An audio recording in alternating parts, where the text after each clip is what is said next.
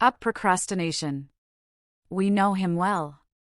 This unwanted houseguest has been cluttering our to-do lists and plaguing our minds since time immemorial and gets more airtime than Dance Monkey. Procrastination has led to miles of mindless scrolling every day, glorifying the lives of others while you eat Cheerios on the couch and do nothing about your great idea. But this isn't where you need to stay. Let's look at 10 ways you can put a pin in procrastination and gear up for action. Whether you're wanting to hike at Kilimanjaro, launch a game-changing app, or just meal prep better, this list will help you shake a leg and change up your life. Welcome to this channel, the place where future billionaires come to get inspired. If you're not subscribed yet, you're missing out.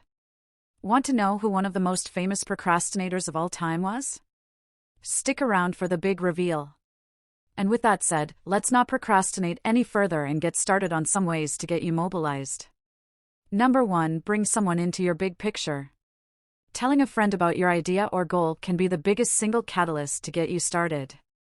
Once you've told someone you trust and respect about your plans, you are more likely to feel a healthy amount of peer pressure to see it through. Also, you have someone on your side to help keep you accountable. Knowing that you'll be seeing them in 2 weeks, you're bound to get cracking because they're definitely going to ask you how your plans are going. If your goal is to get fit, lose weight, or eat healthier, then joining a group or a buddy on the same mission will help.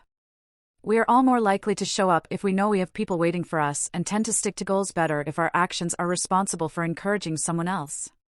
It's also proven a little healthy competition never failed to inspire us to stick with our goals. If you've got a goal you want to see to fruition, our video 15 Steps to Master Self-Discipline will definitely be of value to you. Number 2. Your performance isn't a sign of your self-worth. Most of us are naturally afraid to fail, so afraid that it paralyzes us to act. But realizing we are who we are, despite what we achieve, is important.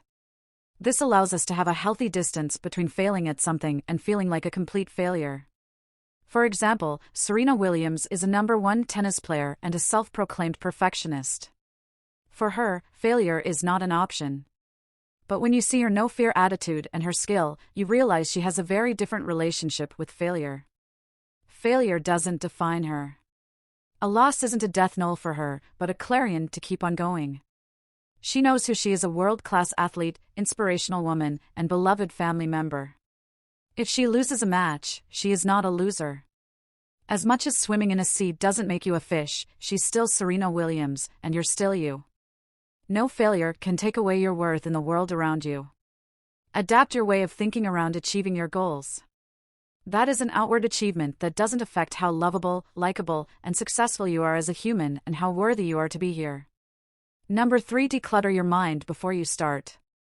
Sometimes we don't realize how much we have swirling around our minds, taking up thought, space, and energy. Everything from don't forget the dog needs a new leash to find out how to remove paint from a rug to see what I still have outstanding intact. This messy mind map of to-dos is distracting you and causing low-level stress more than you realize. When you miss an entire story your partner told you because your mind was flipping through what you need to do on the way to work, you're missing out on the very real present. And the present is the only place that living actually happens. Stop. Sit down with a page in front of you and write down every single thing you have, taking a valuable space in your mind, from a great gift idea for grandma to which clothes do you need to take to the tailor? Then think work. What tough emails do you need to send? Or have you been struggling with a work colleague or needing to ask for a raise or time off? Write it down. Chores, tasks, repairs, calls, late birthday gifts, canceling a subscription. Whatever it is, the list goes on and on. Now rewrite it into categories and list it in order of importance. Anything that will take less than 1 minute, do it immediately. An example could be paying a traffic fine, sending a quick email, or booking an appointment. Then, with what's left, give yourself a week or a weekend to clear the entire list. Naturally, as you complete each task, reward yourself with a nice hard line to scratch off that list. There's nothing quite as satisfying.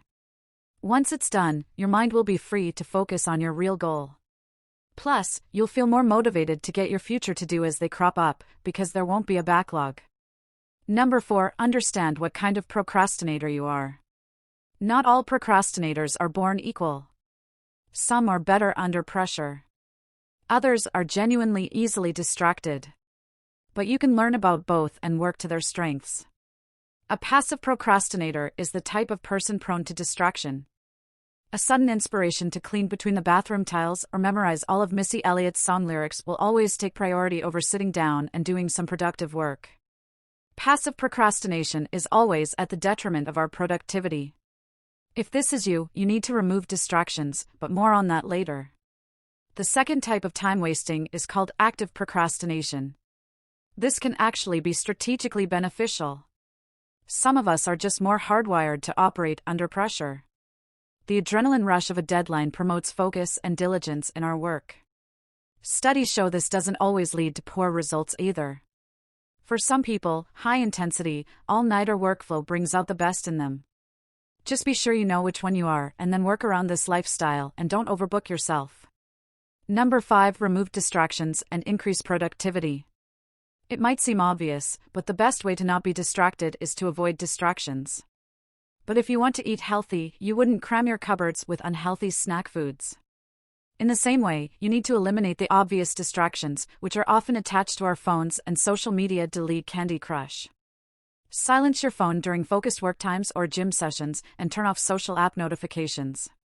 Focus on what you want to achieve when you have a craving to scroll and realize a small sacrifice now will pay big rewards in the future. Number 6. Break down your big picture into actions and tasks. Does your big idea sound like a slogan? Like a doggy daycare that's a home away from home for dogs?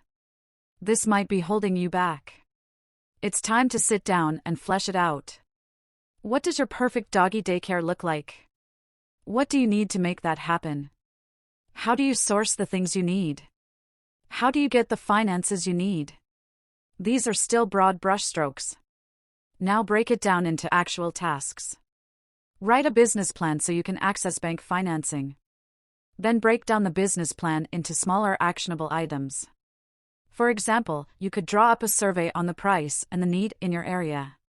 Take it to the local dog parks and try to get 30 completed surveys, something like that. Number 7. Put your plan into a timeline. It's time to take those actionable items and put them into a realistic time frame. If you don't set yourself a deadline, you'll never move ahead. Once you've ordered your big idea into tasks, then into actionable items. Create a color code or order for them so you can help see them progressing easily. Now set a date for each of these tasks and set it out in a monthly planner so you can see every day. Be sure to reward yourself as you achieve your goals, even if it's just taking a nice black marker to cross it off. Number 8. Make an organized place to work. Set yourself up for success by assigning yourself an area to work from or getting the equipment you need to see your goal realized. If it's meal planning, make sure you have containers you need to pack your meals and eliminate temptation of having the wrong kind of food in your home. If you're starting a business, create an organized, distraction-free area that allows you to focus and get the most out of your time at the grind.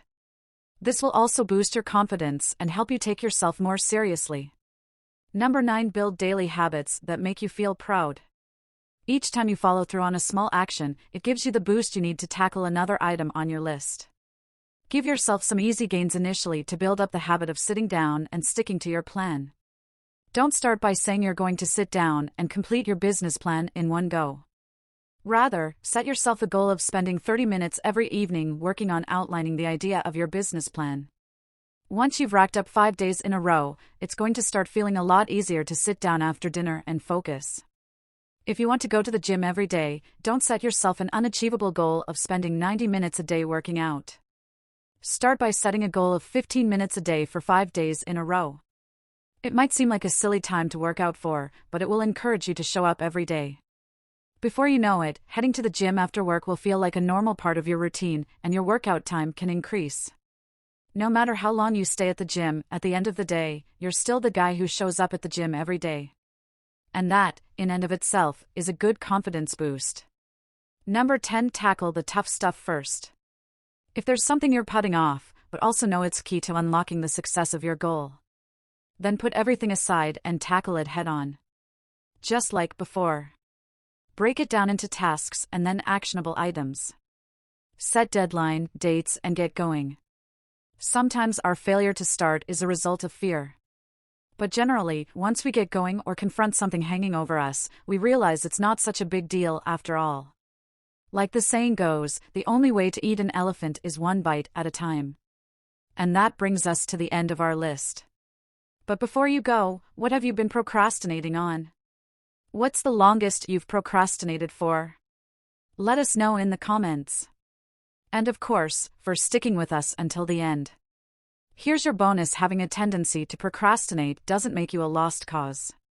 One of the most brilliant minds of all time, Leonardo da Vinci, was a great procrastinator. The people paying for his work had to threaten him with bankruptcy to motivate him to complete their commissioned work. How prolific were his procrastinations? Well, Virgin on the Rocks took 13 years to complete, and it took him 16 years to complete the Mona Lisa. He also left scores of unfinished works in his wake when he passed away. So if you ever feel bad about not shedding the pounds before summer, just think of old Da Vinci and give yourself a break. But just a small one, because otherwise you'd be procrastinating. Thank you for spending some time with us. Make sure to like and subscribe so you never miss another video. We also handpicked these videos, which we recommend you watch next. We'll see you back tomorrow.